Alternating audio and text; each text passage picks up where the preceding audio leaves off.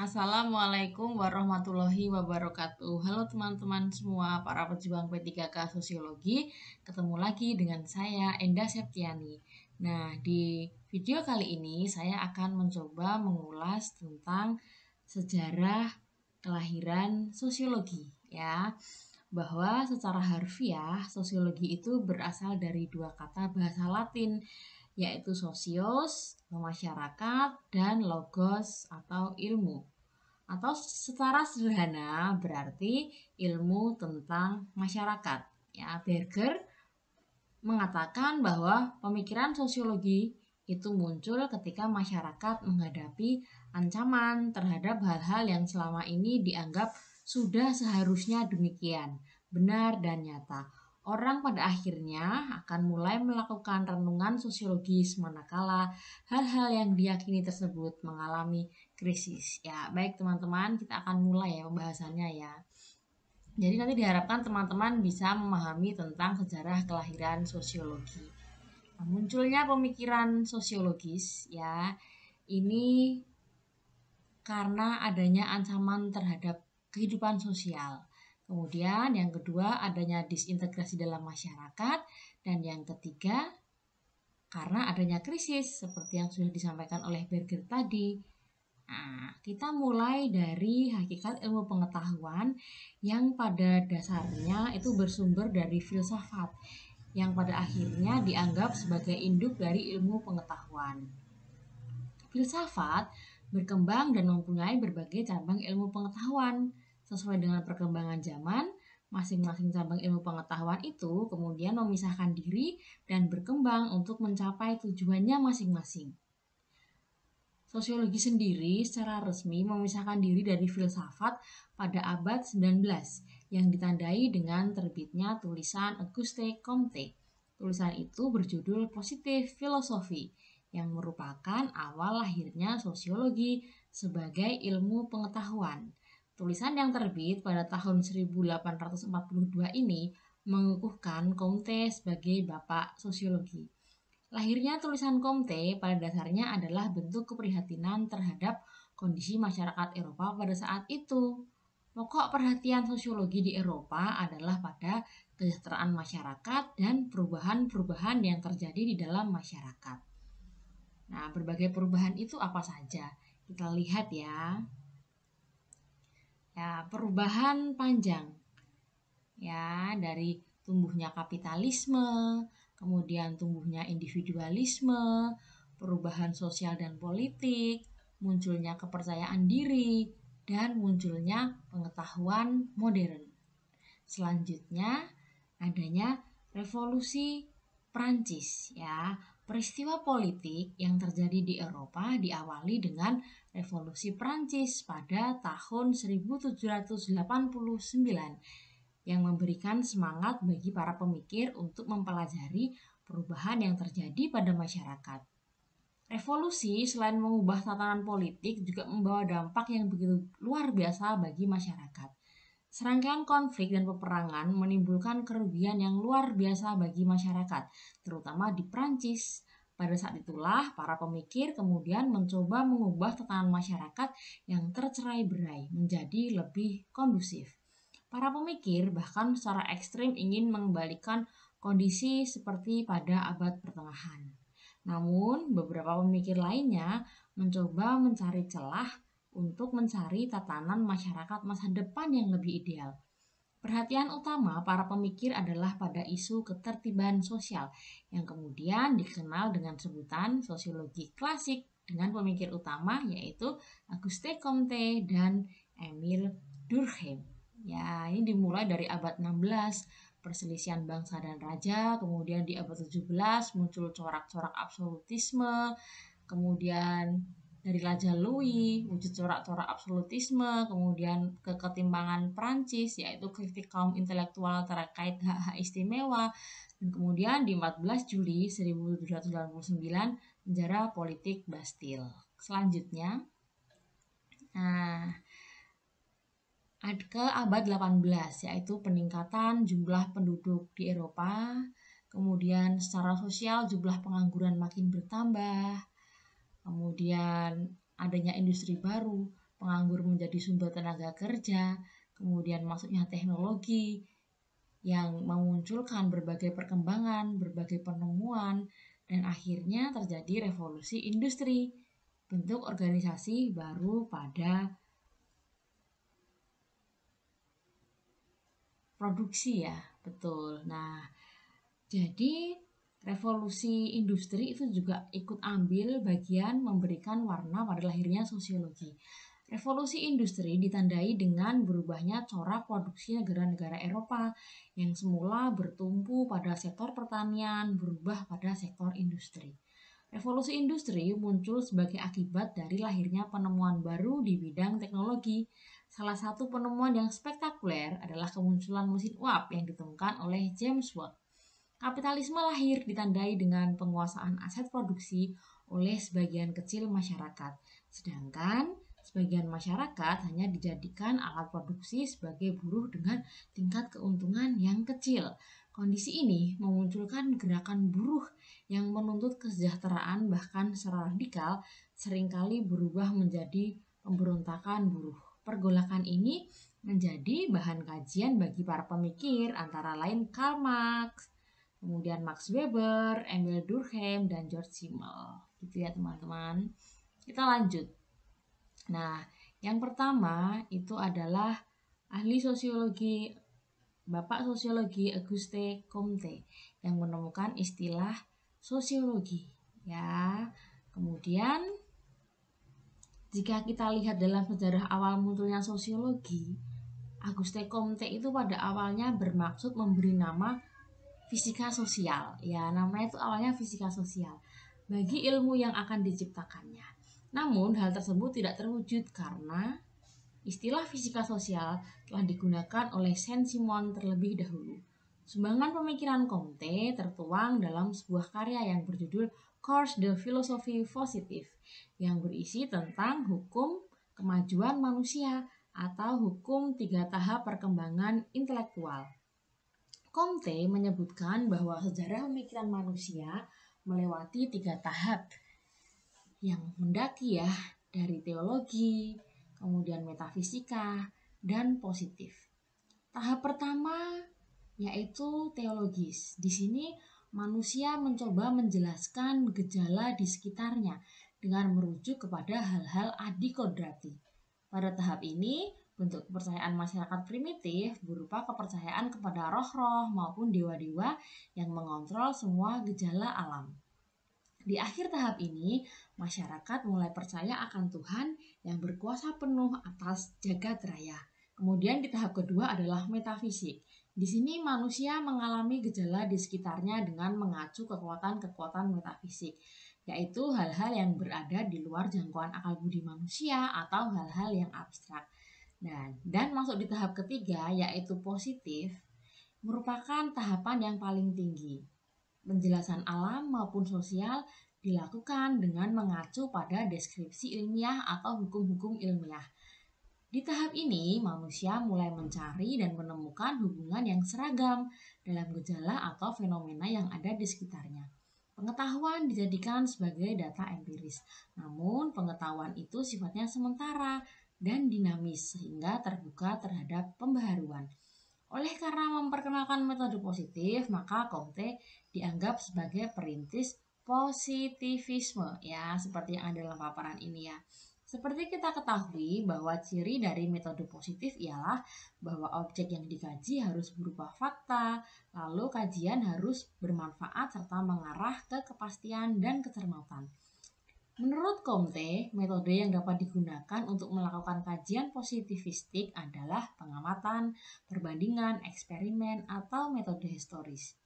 Hingga saat ini, jika kita lihat, tahap positivis merupakan satu tahap yang kuat dan dipercaya oleh kalangan intelektual sebagai metode yang bersifat ilmiah. Kita juga melihat sumbangan lainnya dari Auguste Comte, yaitu terkait pembagian sosiologi ke dalam 2 bagian besar, yaitu statika sosial atau social statics yang mewakili stabilitas dan dinamika sosial atau sosial dinamis yang mewakili perubahan. Nah, itu tadi terkait Auguste Comte. Kemudian kita berlanjut pada ahli yang kedua, yaitu tentang Emil Durkheim. Ya, Emil Durkheim dipandang sebagai salah satu peletak dan pencetus sosiologi modern. Ia mendirikan Fakultas Sosiologi pertama di sebuah universitas Eropa pada tahun 1895 dan menerbitkan salah satu jurnal pertama yang diabadikan kepada ilmu sosial, Les Années Sociologues. Dalam bukunya tentang The Division of Labor in Society, ia mengemukakan bahwa bidang industri modern yang menggunakan mesin, modal, dan tenaga kerja telah mengakibatkan munculnya pembagian kerja dalam bentuk spesialisasi dan pemisahan pekerjaan yang makin terperinci. Tidak hanya di bidang pertanian, pembagian kerja tersebut juga terjadi di sektor perdagangan, politik, hukum, kesenian, dan keluarga. Tujuan kajian itu adalah mengetahui faktor penyebab dan memahami fungsi pembagian kerja tersebut. Dalam pandangan Durkheim, setiap kehidupan masyarakat di manusia itu memerlukan solidaritas. Menurutnya, solidaritas dibedakan menjadi dua, yaitu mekanis dan organis. Solidaritas mekanis berjalan atas dasar kepercayaan dan kesetiakawanan yang diikat oleh kesadaran kolektif. Menurut Durkheim, seiring dengan semakin berkembangnya pembagian kerja terjadi proses diferensiasi dan spesialisasi. Pada gilirannya, solidaritas mekanis berubah menjadi solidaritas organis yang ditandai dengan adanya saling ketergantungan karena anggota masyarakat tidak dapat memenuhi kebutuhannya. Suatu sistem terpadu yang terdiri dari bagian-bagian seperti suatu organisme. Solidaritas ini didasarkan pada hukum dan akal. Durkheim menekankan arti penting pembagian kerja dalam masyarakat. Karena pembagian kerja itu berfungsi untuk meningkatkan solidaritas. Dengan adanya pembagian kerja itu, maka solidaritas akan meningkat karena setiap bagian tergantung satu sama lain. Selanjutnya, dalam bukunya yang lain, Rules of Sociological Method, Durkheim menyatakan bahwa sosiologi itu harus mempelajari fakta-fakta sosial. Fakta sosial berisi cara bertindak, berpikir, dan merasakan yang mengendalikan individu tersebut. Bentuk fakta sosial antara lain seperti hukum, kemudian kepercayaan, adat istiadat, cara berpakaian, atau kaidah ekonomi, sehingga segala bentuk pelanggaran atas hal-hal tersebut akan diberi sanksi. Kemudian kita berlanjut pada ahli selanjutnya, yaitu Karl Marx. Ya, Karl Marx lebih dikenal sebagai seorang tokoh sejarah ekonomi, filsafat, dan aktivis yang mengembangkan teori sosialisme. Dalam perkembangannya, gagasan-gagasan Marx berkembang menjadi ideologi dikenal dengan istilah Marxisme. Sumbangan Marx terhadap ilmu sosiologi terletak pada teori kelas. Ya, dalam melihat dunia, Marx berpandangan bahwa sejarah umat manusia itu merupakan sejarah perjuangan kelas. Menurutnya, perkembangan pembagian kerja dalam kapitalisme menumbuhkan dua kelas yang berbeda, yaitu kelas borjuis adalah mereka yang menguasai alat produksi dan mengeksploitasi mereka yang tidak memiliki alat produksi, sedangkan mereka yang tidak memiliki alat produksi hanya memiliki tenaga fisik dan dieksploitasi adalah kelas proletar. Menurut Marx, suatu saat nanti kelas proletar akan menyadari kepentingan bersama mereka, lalu memberontak. Terjadi konflik antar kelas atau disebutnya dengan perjuangan kelas. Dalam konflik tersebut, borjuis akan mengalami kekalahan. Setelah meraih kemenangan dalam perjuangannya, proletar diramalkan akan mendirikan suatu masyarakat tanpa kelas. Oleh sementara kalangan, pendekatan sosiologi Marx disebut pendekatan konflik.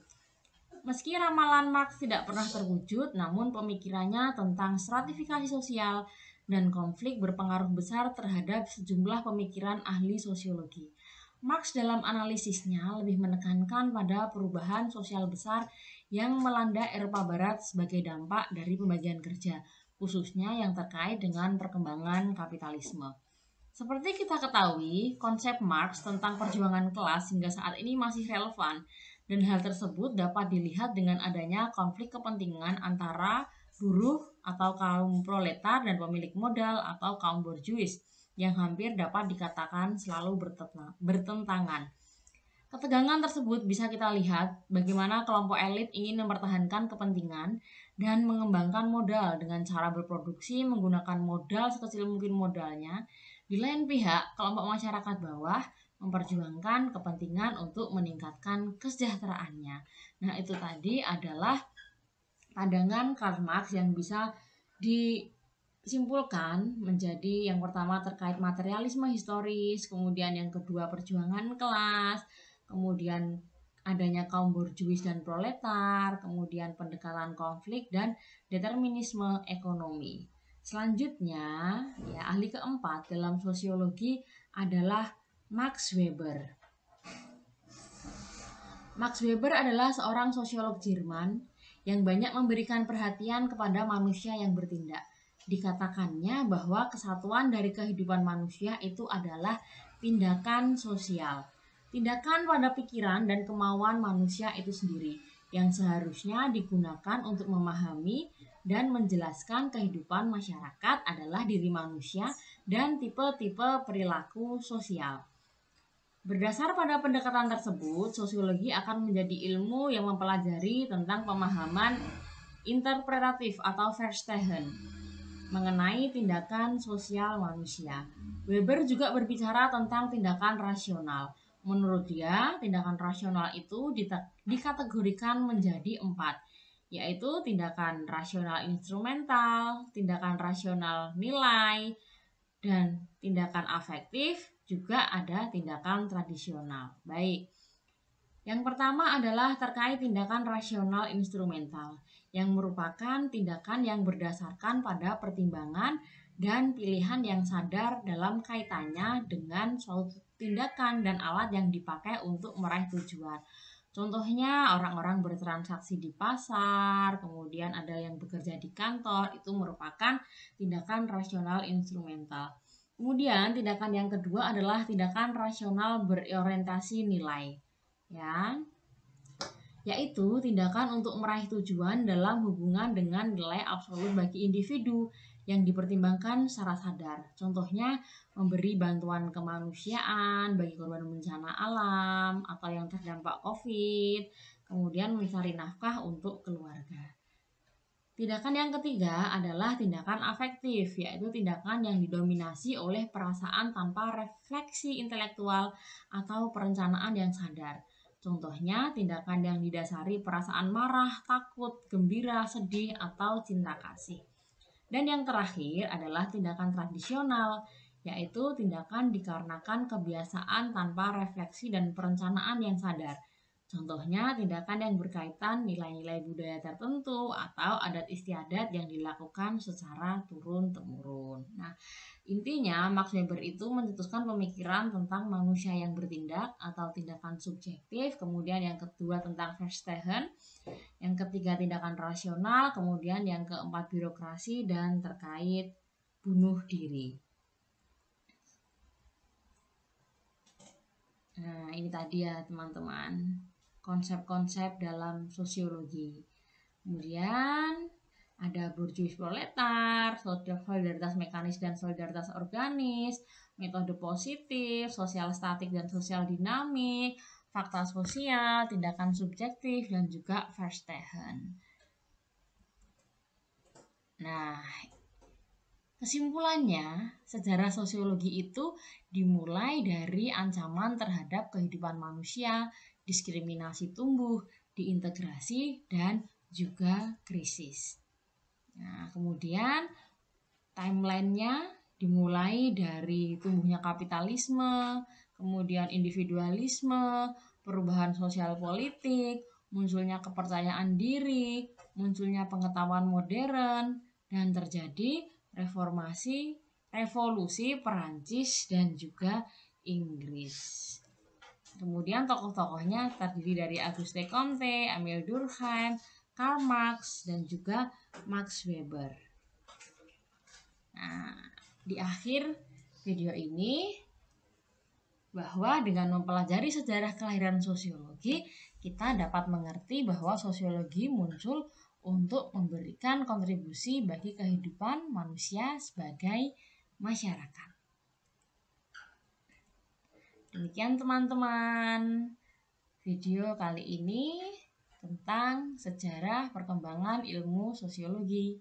Semoga dapat bermanfaat. Terima kasih dan sukses selalu. Wassalamualaikum warahmatullahi wabarakatuh.